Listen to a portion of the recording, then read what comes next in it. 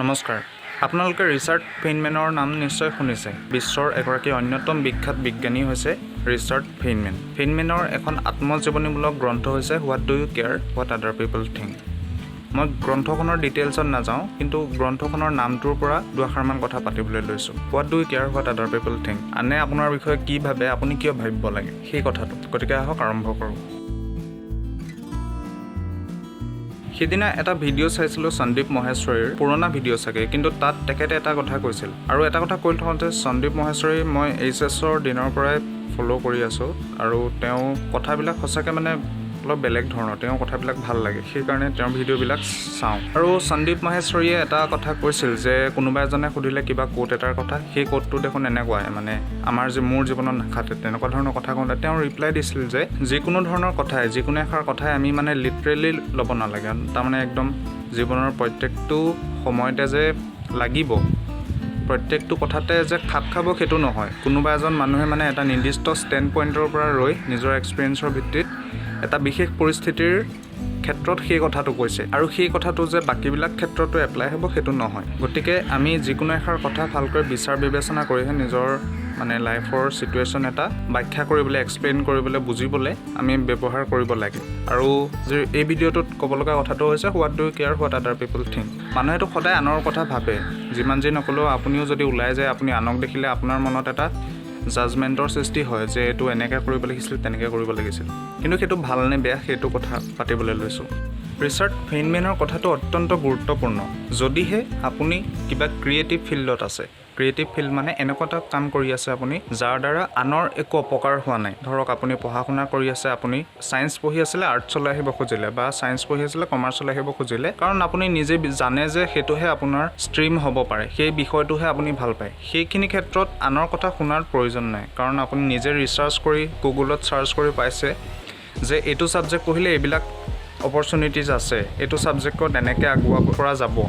গতিকে সেইটো আপুনি নিজৰ এক্সপিৰিয়েঞ্চৰ ভিত্তিত, নিজৰ ৰিচাৰ্চৰ ভিত্তিত সেইটো ডিচিশ্যন লৈছে, তাত আনৰ কথা তেনেকৈ নাহে। ঠিক সেইদৰে ধৰক আপুনি কিবা খেলি ভাল পায়, সেই খেলটোত নিজৰ কেৰিয়াৰ বনাব খুজিছে, কিবা গাই ভাল পায়, গান গাই সেই গান গোৱাটোক নিজৰ কেৰিয়াৰ হিচাপে ল'ব খুজিছে। সেইবিলাক পৰিস্থিতিত ক্ৰিয়েটিভ ফিল্ড, য'ত লোকচান হ'লে খুব বেছি আপোনাৰ নিজৰ লোকচান হ'ব, সফল নহ'লে নিজৰ লোকচান হ'ব, য'ত আনৰ ইমান বেলেগ এজনৰ জীৱন আপুনি ধ্বংস নকৰে সেইটোত গ'লে। তেনেকুৱা পৰিস্থিতিত আৰু আপোনাৰ নিজৰ ওপৰত যদি বিশ্বাস আছে যে মই এইটো কৰিব পাৰিম, তেনেকুৱা পৰিস্থিতিত চেষ্টা কৰাটো একো বেয়া কথা নহয়। আৰু সেইটো কৰিবলৈ যাওঁতে what do you care what other people think. কিন্তু মানুহ হৈছে সামাজিক জীৱ। অন্যান্য জীৱ জন্তুৰ পৰা মানুহ বহুতখিনিত পৃথক। মানুহ সমাজপ্ৰিয় জীৱ।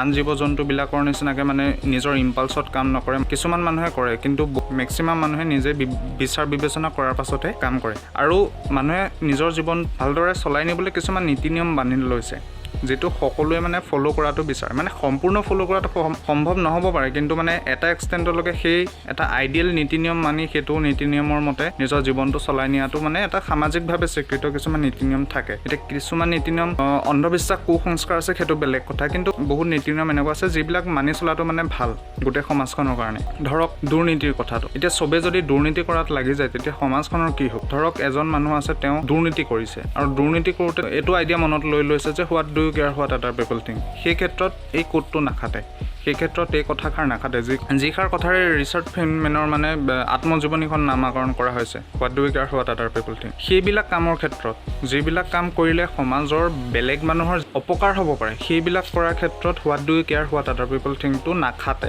যদি আমি নিজে কিবা ক্ৰিয়েটিভ এটা কৰিছোঁ, নিজে যিটো কৰিলে আমাৰ কেৱল নিজৰ জীৱনটোহে এফেক্ট হ'ব, যিটো কৰিলে আনৰ একো অপকাৰ নহয়, সেইবিলাক ক্ষেত্ৰত what do you care what other people think. For example, ছবি এখন আঁকিছে, মানুহে হাঁহিছে, কিবা কৰিছে, সেইটো ক্ষেত্ৰত আপুনি এইটো এপ্লাই কৰিব পাৰে, what do you care what other people think. কিন্তু আনৰ কথা ভাবিব লাগিব নে নালাগে কিবা এটা কৰিবলৈ যাওঁতে, সেই লাইনটো ড্ৰ কৰিব কোনে? এতিয়া কথাটো হ'ল, ড্ৰ কৰিবলৈ কোনো নাই, সেইটো আমাৰ নিজস্ব ৰেছপনচিবিলিটি। নিজৰ বিচাৰ বিবেচনাৰে আমি সেইটো নিৰ্ধাৰণ কৰিব লাগিব কোনবিলাক কথাই সমাজত আনৰ অপকাৰ কৰিব পাৰে বা কোনবিলাক কথাই নোৱাৰে। যদি আমি কৰা কিবা এটা কামে আনৰ কিবা অপকাৰ কৰিছে, আমি সেই কামটো কৰাৰ আগতে ভাবি চাব লাগিব। আৰু যিবিলাক কামত আনৰ অপকাৰ হোৱাৰ চান্স নাই, ফৰ এক্সাম্পল আপুনি কিবা ক্ৰিয়েটিভ ছবি এখন আঁকিছে, কিবা লিখিছে, ভালকৈ খেলিছে, সেইবিলাক কথাত আনৰ অপকাৰৰ কথা নাহে, সেইবিলাক ক্ষেত্ৰত আপোনাৰ কমপ্লিটলি পাৰ্চনেল কথা। গতিকে সেইবিলাক কথা কৰিবলৈ যাওঁতেও আপোনাক মানুহে ক'ব যে এইটো কৰিব নালাগে, ছবি এখন আঁকিছে, কিয় ছবি আঁকি থাকিব লাগে, আজিকালি ছবি আঁকি কোনে ছাৰ্ভাইভ কৰিব পাৰে। সেইবিলাক ক্ষেত্ৰত আমি নিজৰ কথাটো শুনিব লাগিব, নিজে নিজৰ ওপৰত বিশ্বাস ৰাখি আগুৱাই যাব লাগিব যে পাৰিমেই, কিয় নোৱাৰিম, আন মানুহেও কৰি আছে এইটো। সেইবিলাক ক্ষেত্ৰত সেই ক্ৰিয়েটিভ ফিল্ডবিলাকত যাতে আনৰ কথাবিলাকে বাধা হৈ থিয় নিদিয়ে, সেইটো কথাই গুৰুত্বপূৰ্ণ। গতিকে আজিলৈ ইমানেই। এই ভিডিঅ'টো চাই কেনে পালে আপোনালোকে কমেণ্ট ছেকশ্যনত জনাব, আৰু যদি ভাল পায় তেতিয়াহ'লে শ্বেয়াৰ কৰি দিব, যাতে এনেধৰণৰ ভিডিঅ' আৰু বনাই থাকিবলৈ উৎসাহিত হওঁ। আৰু এনেকুৱা ধৰণৰ অন্যান্য ভিডিঅ' আপলোড কৰিলে আপোনালোকে ন'টিফিকেশ্যন পাবৰ বাবে চেনেলটো ছাবস্ক্ৰাইব কৰি ল'ব পাৰে। ধন্যবাদ।